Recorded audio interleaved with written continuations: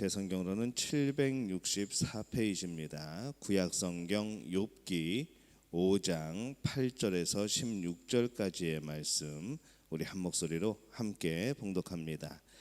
나라면 하나님을 찾겠고 내 일을 하나님께 의탁하리라. 하나님은 헤아릴 수 없이 큰 일을 행하시며 기한 일을 셀 수 없이 행하시나니 비를 땅에 내리시고 물을 밭에 보내시며 낮은 자를 높이 드시고 애곡하는 자를 일으키사 구원에 이르게 하시느니라.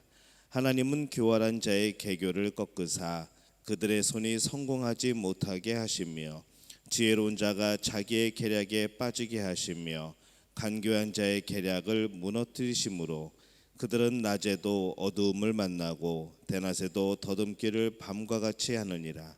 하나님은 가난한 자를 강한 자의 칼과 그 입에서 또한 그들의 손에서 구출하여 주시나니 그러므로 가난한 자가 희망이 있고 악행이 스스로 입을 다무느니라. 아멘. 할렐루야. 하나님의 은혜가 오늘 하루를 주 앞에서 시작하는 우리 믿음의 가족들에게 함께 하시기를 예수님의 이름으로 축원합니다. 오늘 말씀은 욥이 고통 중에 있을 때에 또 욥이 고통 중에서 이렇게 내뱉은 그런 탄식과 여러 가지 절규 속에서 그의 친구 엘리바스가 대답하는 바로 그러한 내용입니다. 그래서 오늘 말씀은 우리 4장과 연결지어서 또 5장까지 이어지는 그런 말씀입니다. 이 고통으로 아파하며 절규하는 욥에게 이 엘리바스가 이제 충고를 합니다. 아마 욥이 자신의 생일을 저주하는 부분에서 욥의 잘못을 이제 크게 발견하고 이 엘리바스가 그것에 대해서 충고하는 것 같습니다. 2절에 보면은 분노가 미련한 자를 죽이고 시기가 어리석은 자를 멸하느니라 이렇게 말을 하죠. 이 욥은 이 자신의 생일에 대해서 저주를 합니다. 또 그런 분노가 그런 절규처럼 그렇게 쏟아져 나오게 될 때에 이 엘리바스는 옆에서 그런 모습이 잘못됐다고 지적을 하는 겁니다. 그리고 그의 말이 틀린 것은 아니죠. 이 8절에도 보면은 나라면 하나님을 찾겠고 내 일을 하나님께 의탁하리라. 엘리바스의 이 말도 정확히 맞습니다.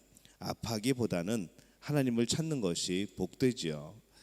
또 17절에도 볼지어다 하나님께 징계를 받는 자에게는 복이 있나니 그런즉 너는 전능자의 징계를 업신여기지 말지니라. 이렇게 또 말을 하죠. 이것도 사실은 정확히 맞는 말이긴 합니다. 하지만 우리가 가만히 생각해 볼 때에 이것이 욥에게 적당한 말은 아닌 것이죠. 물론 이 엘리바스의 말만 떼놓고 보면은 나름대로 이 하나님을 향하여서 또 이 욥에 대하여서 어떤 적절한 표현일 수는 있습니다. 하지만 지금 상황에서 이 엘리바스가 욥에게 할 수 있는 그런 적당한 말은 아니었다는 것이죠. 엘리바스의 충고는 그 자체로는 맞는 말입니다. 어떻게 보면 참 지혜로운 말이기도 합니다. 그러나 이 욥이 처한 상황에는 참 맞지 않는 말이죠. 욥의 분노는 이성적인 것이라기보다는 아픔에 대한 절규입니다. 이 상황에 대한 절규이고 자기 자신에 대한 바로 절규인 것이죠. 그렇기 때문에 이 미련한 자의 분노가 아니라 미련한 자가 하나님을 원망하며 하나님께 대드는 그런 절규가 아니라 스스로에 대한 그가 범죄치 아니하고 스스로에 대한 절규 또 이런 상황에 대한 그런 절규 한탄인 겁니다. 나라면 하나님을 찾겠고 내 일을 하나님께 의탁하리라. 이런 말도 그렇습니다. 하나님을 찾고 의탁하는 것은 어느 때라도 참 당연한 말입니다. 그런데 지금 욥에게 그런 말을 하는 것이 마치 욥이 하나님을 찾지 않고 의탁하지 않는다는 바로 그런 표현이 되어버리는 겁니다. 그것은 지금 욥에 대해서 잘 모르고 있는 그런 말인 것이죠. 또한 너는 전능자의 징계를 업신여기지 말지니라 라는 것도 그 말만 떼어놓고 보면은 참 옳은 말입니다. 그러나 그렇다면은 욥이 하나님을 업신여기고 있다는 것이 되어버리는 것이죠. 근데 정말 그랬는가? 우리가 성경을 읽어보면은 지금 욥이 그렇지 않습니다. 욥은 하나님을 업신여기는 것이 아니고 자신의 아픔을 지금 표현하고 있는 겁니다. 이 경계가 참 애매하긴 합니다. 우리 주변에서 보게 될 때에 저 사람이 과연 이 고통 가운데 하나님을 정말로 무시하는가, 하나님을 업신여기는가, 이 경계는 사실 외부에서 다른 사람이 판단하기에는 참 어려운 문제입니다. 어떤 그런 마음을 내비치지 않았다면, 어떤 직설적으로 그런 말을 하지 않았다면 참으로 어려운 것이죠. 만약에 하나님을 업신여겼다면 아마 또 그는 다르게 반응을 했을 겁니다. 욥은 그런 절규가 아니라, 생일에 대한 저주가 아니라, 여러 가지 그런 것에 대한 저주가 아니라 바로 하나님에 대하여서 그런 반응을 보였겠죠. 그러나 그는 하나님을 여전히 존중하고 있습니다. 그래서 단지 아파하는 것, 이 아파하는 모습으로, 그것이 절규하는 모습으로 그렇게만 드러나고 있는 겁니다. 엘리바스의 충고는 구구절절 옳은 말이 많습니다. 그러나 그것이 지금 욥에게는 적당한 말은 아닌 것이죠. 그래서 이 어쩌면은 고난을 당하고 있던 욥에게는 더욱더 마음이 아픈 그런 말이 되었을 수도 있습니다. 말은 그 자체로 의미가 있는 것이 아니라 상황 속에서 의미를 가지게 됩니다. 우리들이 말을 하게 될 때에 참 이것이 그 상황 속에서 해석되는 경우들이 많은 것이죠. 본래의 의미는 사라질 때가 많고 그 상황에 의해서 해석되어질 때 우리는 오해를 갖게 됩니다. 그래서 그 자체로는 아무리 옳은 말이라고 하여도 이 상황에 적합하지 않으면은 참 그릇된 말로 변질되기가 쉽습니다. 뭐 예를 들면 그렇죠. 영어에서 우리가 오 마이 갓이라는 그런 단어를 많이 씁니다. 그냥 습관처럼 하는 말이고 그냥 우리의 그런 표현의 말인 겁니다. 우리가 그 단어 뜻대로만 생각하면은 오 마이 갓, 오 나의 하나님이라고 표현을 우리가 해석을 하겠죠. 근데 이 많은 사람들이 그 문장을 아주 잘못된 상황에서 사용하게 됩니다. 뭔가 불편한 일이 생겼을 때, 뭔가 조금 한탄한 일이 생겼을 때, 또 뭔가 뭐 욕해야 되는 일이 생겼을 때에 그때에 이것을 말해버리는 것이죠.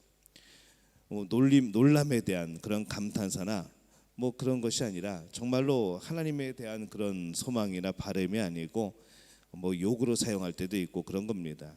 그래서 그것은 상황에 따라서 틀린 말이 되어버리는 것이죠.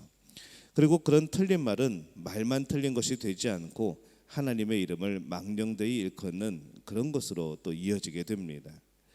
이 교회에 우리가 다니면서 우리가 사람들은 옳은 말을 더 압니다. 세상 사람들보다는 더 친절한 말을 알고 더 합당한 말을 알고 세상 사람들보다는 더 지혜로운 말들을 많이 압니다. 그런 표현하는 말들을 많이 아는 것이죠. 그런데 때로는 그 옳은 말을 오늘 엘리바스가 사용하고 있는 것처럼 우리들이 그렇게 사용할 때가 있는 것이죠. 뭐 옳은 말 하는 건 어렵지 않습니다. 하지만은 정말로 그 상대를 위하는 것인가라고 생각하게 될 때는 우리가 다시 한번 생각해 볼 필요가 있는 것이죠. 그 옳은 말이 때로는 무심코 던지는 그런 옳은 말들이 자신의 의의를 세우고 상대방을 무너뜨리는 경우가 많습니다. 받아들일 수 있을 때에 또 그것을 우리가 온전히 마음을 실어서 전할 수 있을 때에 그런 말들을 할 수 있으면 참 좋을 텐데 이것이 참 쉽지가 않은 것이죠. 이 부분도 사실은 성령님이 도와주셔야 되는 그러한 부분입니다. 지금 엘리바스가 욥을 미워하는 마음으로 이렇게 충고하고 있지는 않을 겁니다. 욥을 막 미워하면서 넌 왜 그렇게 살았니? 왜 그런 죄를 지었니? 라고 그런 마음은 아닐 겁니다. 그러나 지금 욥의 상태를 엘리바스는 잘 아는 것 같지만은 오늘 이 대화를 가만히 우리가 살펴보면은 정말로 이 욥이 지금 탄식하고 절규하는 그 내용에 대해서 이 욥의 마음에 대해서 엘리바스는 잘 알지 못하고 있는 것으로 보입니다. 그는 욥을 사랑했지만은 깊이 사랑하지 못하였고 또 그것으로 인하여서 또 상황에 맞지 않는 말들을 하고 있는 것이죠. 내가 아무리 옳은 의미로 사용을 하더라도 그 말이 상황에 적합한 말인지 우리는 생각해 볼 필요가 있습니다. 우리가 그렇게 사랑하는 하나님의 이름이 위로의 말이 진정 의도대로 그렇게 사용이 되는지 우리가 그것을 생각해 볼 필요가 있는 것이죠. 내가 한 말이 상대방을 더욱더 넘어지게 한다면 그 옳은 말은 약이 되지 않고 어쩌면 독이 될 수도 있다는 겁니다. 아무리 좋은 약도 부작용이 있습니다. 그래서 약을 사용하는 사람은 항상 부작용을 가장 먼저 읽어보는 것이죠. 우리가 약을 사고 우리가 그냥 대부분 케이스를 버려버리고 안에 설명서도 버려버리고 그냥 우리가 약만 먹을 때가 있습니다. 그래 이 약은 이 증세에 탁월한 효과가 있어라고 우리는 그렇게 그 약을 먹지만은 사실 정말 그 안에 설명서에 보면은 이 약이 어떻게 만들어졌고 어디에 좋고 실험을 어떻게 했는데 어떤 부작용이 있었고 이런 분들은 그런 약을 먹지 말아야 되고 약을 먹을 때 어떻게 용량을 어떻게 해야 되고 또 몇 살에는 어떻게 해야 되고 그런 기준들 정말 시시콜콜한 그런 내용들까지도 그 설명서 안에 다 적혀 있는 것이죠. 하지만 우리는 그 약을 그냥 먹습니다. 참 굉장한 신뢰이죠. 우리가 하나님의 말씀은 잘 믿지 않는데 하나님의 약속은 잘 따르지 않는데 내가 알고 있는 그 약의 효능에 대해서는 확신을 하는 겁니다. 우리는 그런 사람들입니다. 아무리 좋은 약도 부작용이 있는 것이죠. 항상 살펴볼 필요가 있는 겁니다. 그것처럼 우리가 누군가에게는 약이 되는 말을 해주고 싶다면은 그 말을 하고 싶다면은 먼저 참 여러 번 고심을 해야 되고 또 여러 번 고민을 해야 되는 것이죠. 정말 이 말이 필요할까? 정말 이 말을 해주어야 될까? 참 그래서 고민스러운 겁니다. 그래서 우리가 늘 해야 되는 것은 뭔가 하면은 상투적인 말이 아니고 우리의 마음을 전할 수 있는 것. 또 이 하나님의 말씀, 이 말씀을 그냥 형식적으로 그냥 도식적으로만 전하는 것이 아니라 그 말씀이 가지고 있는 의미 또 그 말을 전할 때 있어서 정말로 기도하는 마음으로 전할 필요가 있는 것이죠. 우리의 말이 정작 그 우리의 마음을 실어서 하나님의 뜻을 실어서 상대방에게 다가가려면은 정말 기도가 필요한 겁니다. 그 부분이 참 어려운 부분인 것이죠. 그 말이 그 상황과 그 사람에게 적합한지를 잘 생각해서 우리가 말하게 될 때에 그 말이 독이 되지 않고 약이 될 겁니다. 표현의 방법도 그렇고 그 상황도 그렇고 우리가 평소에 우리의 그런 이제 성격이나 그런 거에 실어서 우리는 말을 하게 되는데 그것이 항상 옳다고는 볼 수 없는 것이죠. 특히 상대가 고난 중에 있을 때는 더욱더 조심스럽습니다. 고난 중에 있을 때는 상처받기가 더 쉬운 상태입니다. 그런 곳에 무턱대고 약을 들이댈 수는 없는 것이죠. 먼저 깊은 사랑으로 깊은 진단이 필요하고 조심스럽게 그런 말들을 사용해야 될 필요가 있습니다. 맞는 말이지만 틀린 말이 참 많습니다. 이게 참 모순된 말이죠. 맞는 말인데 틀린 말이 많다는 것. 특히 고난 중에 있는 사람에게는 더욱더 그렇습니다. 이 고난 중에 있는 욥에게 이 친구 엘리바스는 좋은 의도로 좋은 충고를 하고자 하였겠죠. 하지만은 그의 충고는 그 말 자체는 어떻게 보면 세상에서 가장 평범하고 가장 옳다고 여겨지고 어떻게 보면 정말로 하나님을 의지하는 그런 말인 것 같지만은 그 상황에 참 맞지 않는 그런 말을 하는 것을 우리가 봅니다. 우리 다음으로 계속해서 우리 친구들이 말을 할 때에 우리는 그것을 발견할 겁니다.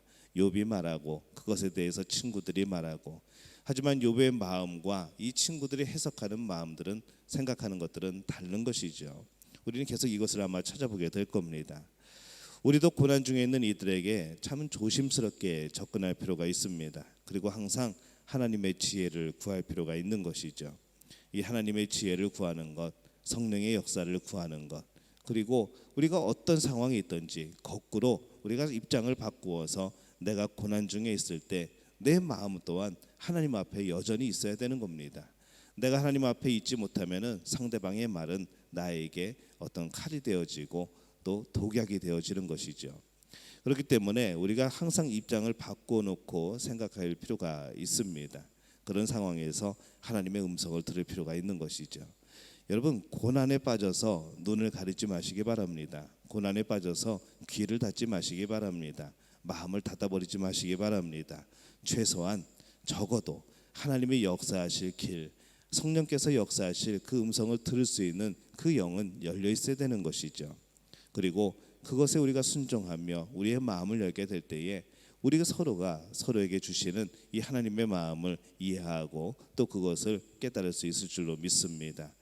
오늘 우리가 어떤 고난을 겪고 있습니까? 또 우리가 아는 그 사람이 어떤 고난을 겪고 살아가고 있습니까? 우리가 그 상황을 생각하면서 먼저 성령께 그 마음을 구하시기를 바랍니다. 성령께서 주시는 말을 하시기를 바랍니다. 그렇게 되게 될 때에 성령께서 그 가운데 역사하실 줄로 믿습니다.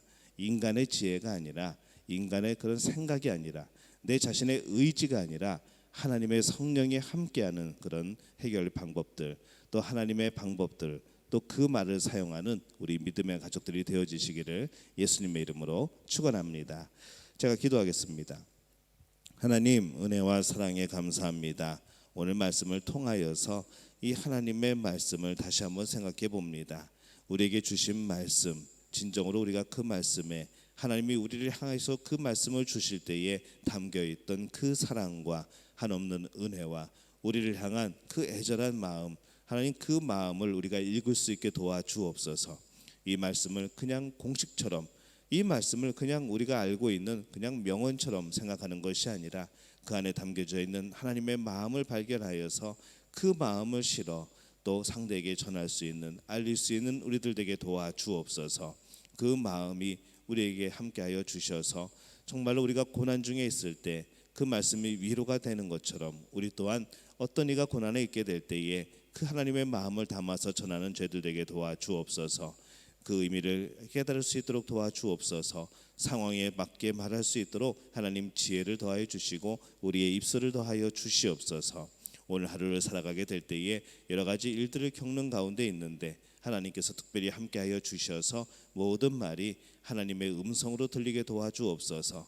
하나님의 사랑이 담긴 음성으로 들리게 도와주옵소서. 그리하여서 하나님께 마음을 열고 또 하나님 안에서 우리 모두가 화합하게 되는 놀라운 역사들이 나타나게 도와 주시옵소서.